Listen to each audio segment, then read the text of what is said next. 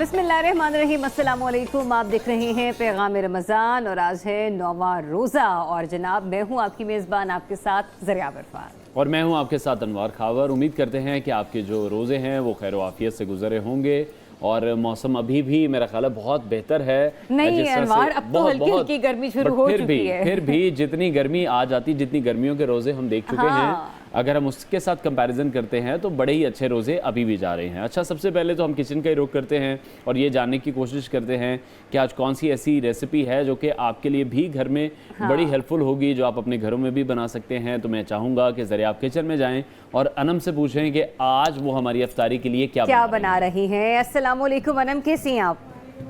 वैसे अनम, आज का पतीला देख के तो ये एहसास हो रहा है या तो कोई हलीम बन रहा है या कोई बिरयानी बन रही है। कुछ आसपास इसी के कुछ ना कुछ तैयार हो रहा है। ना हलीम बन रही है ना बिरयानी, लेकिन मैं उसके बिरयानी के करीब क्या बन रहा है? आज हम बना रहे हैं basically Arabian rice with hot shots. माशाल्लाह, तो मैंने कहा कि जरा देच का चढ़ा लेते हैं। वो कहते हैं ना कि टाइम कम है और मुकाबला सख्त है। अच्छा, देच का चढ़ने के बाद ही ना मतलब किचन और भी भरा भरा वहाँ से दूर बैठ के मुझे महसूस हो रहा है जैसे बहुत ही आज कुछ ज्यादा सामान हम लोगों ने यहाँ पर रख दिया। और आपको पता है कि किचन में आने से पहले जो है वो हाथ धोना बहुत जरूरी है। और मैं जो है वो डेटॉल के सिंक के पास आ चुकी हूँ और मैं अब धो लेती हूँ हाथ अच्छे तरीके से।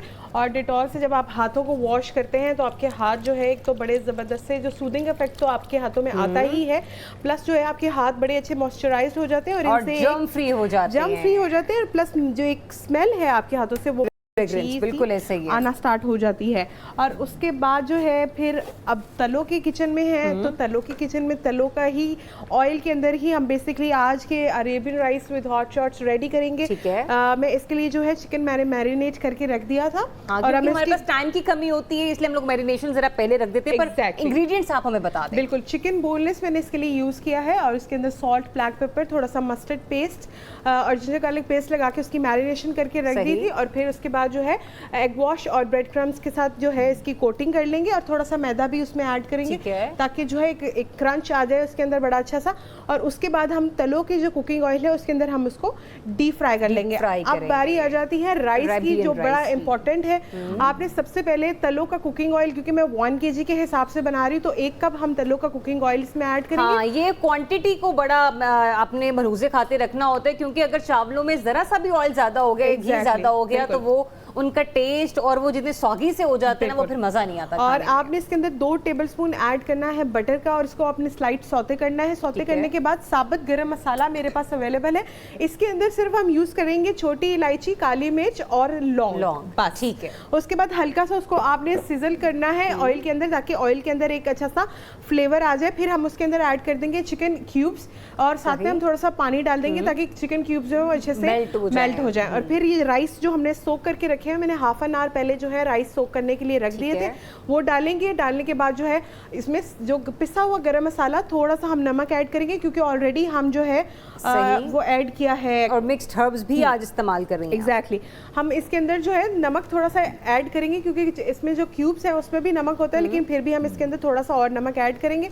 फिर हम इसके अंदर ऐड कर देंगे ग्रीन चिलीज। Okay, rightly. ये सारा आपने कुछ काट कर रखी हुई भी है यहाँ पे। ये करने के बाद आपने इसमें पानी डाल के चावलों को पकने छोड़ देना है। जब आपके चावल का पानी बिल्कुल ड्राई हो जाए तो उसमें से हम एक पोर्शन लेंगे राइस का, उसमें येलो फूड कलर ऐड करेंगे और उसको मिक्स करने के बाद चावल पे वापस डाल देंगे। हम उसको मिक्स नहीं करेंगे बिल्कुल भी क्योंकि एक चेन है जहाँ के अरेबियन राइस जो है वो बड़े फेमस है, तो हम बिल्कुल उसी स्टाइल के अरेबियन राइस आज रेडी करेंगे।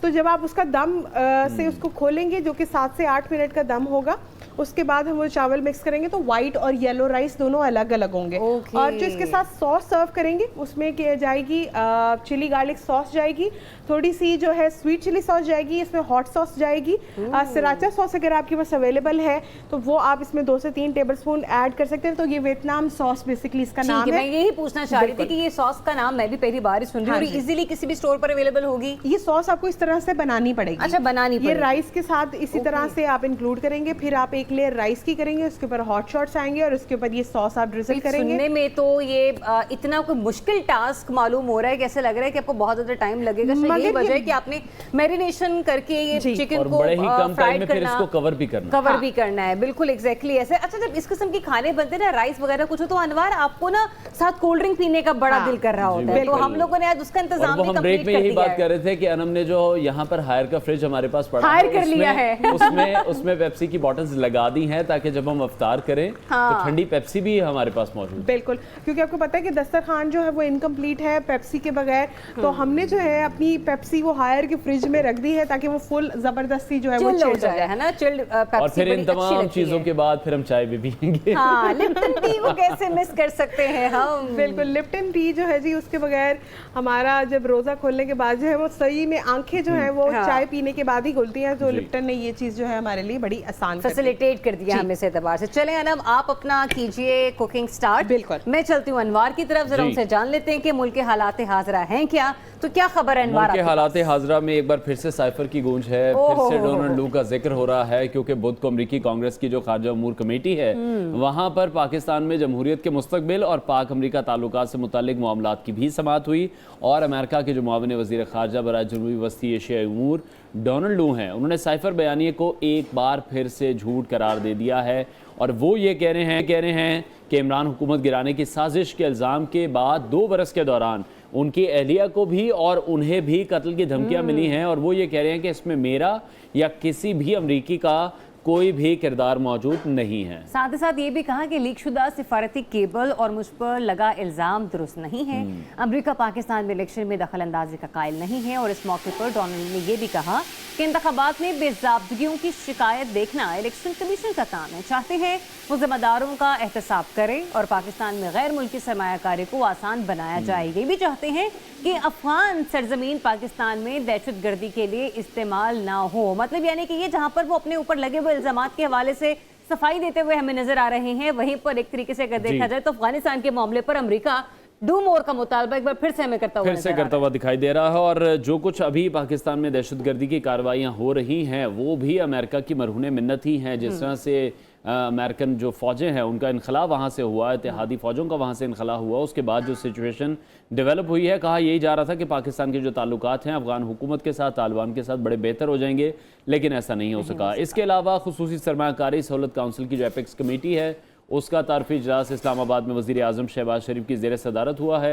इस इजलास में वफाकी वज़रा, चारों सूबों के वज़राए आला और अस्करी क़यादत भी शरीक हुई है। इसी हवाले से मज़ीद बात करेंगे। मैं ज्वाइन किया पाकिस्तान पीपल्स पार्टी के सीनियर रहनुमा कमर जमान कायरा साहब ने। कायरा साहब, बहुत शुक्रिया आपके वक्त के लिए। साइफर केस की बार बार कहीं ना कहीं बात ज़रूर हो जाती है और जो डोनाल्ड लू का मामला है ये कुछ अरसे बाद किसी न किसी वजह से ज़िंदा हो जाता है। अब अमरीकी कांग्रेस की खारजा कमेटी में हम ये देख रहे हैं कि मामला फिर से ज़ेर बहस आया है। डोनाल्ड लू ने जो बयान दिया है, आप उसको किस तरह से देखते हैं? देखिए, डोनाल्ड लू का बयान मेरे लिए तो कोई अहमियत का हामिल नहीं है, इसलिए कि हम तो पहले ही कह रहे थे कि खान साहब ने गलत बयानी की है। पाकिस्तान की हुकूमत की तरफ से कहा गया, पाकिस्तान की तरफ से कहा गया, फॉरेन ऑफिस ने तब्दील। जी कायरा साहब, आप हमें सुन पा रहे हैं? जी जी जी मैं सुन रहा हूँ। जी कंटिन्यू कीजिएगा, आपकी आवाज कट हो गई थी। तो मैंने कहा कि हमें तो कोई डाउट था नहीं, जो पाकिस्तान के सफीर थे जिनके साथ डोनाल्ड लू की बातचीत का जिक्र था, उसके बारे में भी हमने कह दिया था, हमें पता था, उन्होंने भी बयान दे दिया। तो कोई डाउट था ही नहीं कि इसमें कुछ सदाकत नहीं है। अब खुद इन्होंने ये कोशिश करके, लॉबिंग करके वहां पे अमेरिका के अंदर ये मामला उठाया है अमेरिकी कांग्रेस में, उसके ऊपर एक तहकीकात हुई। डोनाल्ड लू ने भाई स्टेटमेंट दिया, ये स्टेटमेंट वो पहले दे चुके जी, लेकिन उसमें कोई बड़ी खबर नहीं है। सही। अच्छा, लेकिन कायरा साहब, पाकिस्तान के अंदर एक आम तासुर है और माजी में भी हमने देखा है, बहुत सारे सियासतदान इन बातों का हवाला भी देते रहे हैं कि आम इंतखाबात से पहले कुछ शख्सियत जाके फलानी शख्सियत से मिली, फिर वो इक़्तिदार में आकर बैठ गए। और हमने ये देखा है कि इस तासुर को बड़ा ईजीली लोग एक्सेप्ट भी करते हैं। आपको लगता है कि जो डोनाल्ड लू ने बयान दे दिया है ये पाकिस्तानी अवाम के लिए काफ़ी है, वो इस चीज़ को एक्सेप्ट कर पाएंगे? पाकिस्तानी अवाम तो पहले ही जानते हैं कि ये गलत बयानी थी, खान साहब के कुछ फॉलोअर्स जो खान साहब की मोहब्बत में हैं, नेचुरली उनका ख्याल ये था कि ऐसा नहीं है। और अब भी जो उनके फॉलोअर हैं उनके लिए इस बयान की कोई अहमियत नहीं, वो उनको बेगुनाह समझेंगे। जो बाकी लोग हैं वो उनको गुनहगार समझते हैं, वो समझते हैं कि उन्होंने गलत बयानी की हुई है। तो मैंने अर्ज किया ना कि डोनाल्ड ट्रंप का बयान कोई बड़ी अहमियत का अमल नहीं है जी। ये ऑलरेडी उनके जो खान साहब के फॉलोअर्स हैं, ये पीटीआई के जो फॉलोअर्स हैं, उनके लिए डोनाल्ड ट्रंप के इस बयान की कोई अहमियत नहीं है। हालांकि उन्हें देखना चाहिए, उन्हें इस बात को समझना चाहिए, पीटीआई के कारकुनों को ये बात ठंडे दिल से गौर करनी चाहिए कि खान साहब ने ये स्टेटमेंट दे के पाकिस्तान के एक अमरीका जैसी ताकत से, आलमी ताकत से मुफ्त में अपनी सियासत के लिए अपने खारजा ताल्लुकात में इतनी खराबी पैदा की, तो वो उनको सोचना होगा, उनके कारकुनों को। ठीक है उसमें मेरा नहीं ख्याल कि कोई बड़ा फर्क। ठीक हो गया। कारा साहब, सेनेट इलेक्शन के हवाले से बताइएगा। सेनेट इलेक्शन होने वाले हैं, पाकिस्तान पीपल्स पार्टी ने जैसे रजा रब्बानी जैसे मोतबर शख्स को टिकट क्यों नहीं दिया, इस पर आपका कमेंट चाहेंगे। रजा रब्बानी एक ऐसा नाम है जिस पर तमाम जमातें एतबार करती रही हैं, तो पाकिस्तान पीपल्स पार्टी इस बार सेनेट इलेक्शन में अक्सरियत हासिल करती आपको नजर आ रही है? Senate chairman Pakistan peoples party का ही होगा? लाइन ड्रॉप हो गई है, लाइन ड्रॉप होगी। कायरा साहब से एक बार फिर से रब्ता कायम करने की कोशिश करेंगे। और डोनाल्ड ट्रंप के मामले पर वो ये कह रहे थे कि बानी पीटीआई की तरफ से इस पर सियासत की गई है और जो तासुर पे कोशिश की गई उसमें पाकिस्तान और अमेरिका के जो ताल्लुकात थे वो ताल्लुकात भी ख़राब हुए हैं। पाकिस्तान अमेरिका के ताल्लुकात में दूरियां भी आई हैं, लेकिन फिर भी पाकिस्तान में कहीं ना कहीं ये तासुर भी ज़रूर पाया जाता है। अवाम में एक आम तासुर ये है कि अमेरिका ही पाकिस्तान में हुकूमत बनाता है और गिराता भी है, और बहुत से ऐसे सियासतदान हैं जो इस बात को एक्सेप्ट कर भी चुके हैं। बिल्कुल ऐसा ही है। प्रोग्राम में एक ब्रेक लेते हैं, ब्रेक के बाद आपको एक बार फिर से ज्वाइन करते हैं। देखते रहिए पैगाम रमज़ान।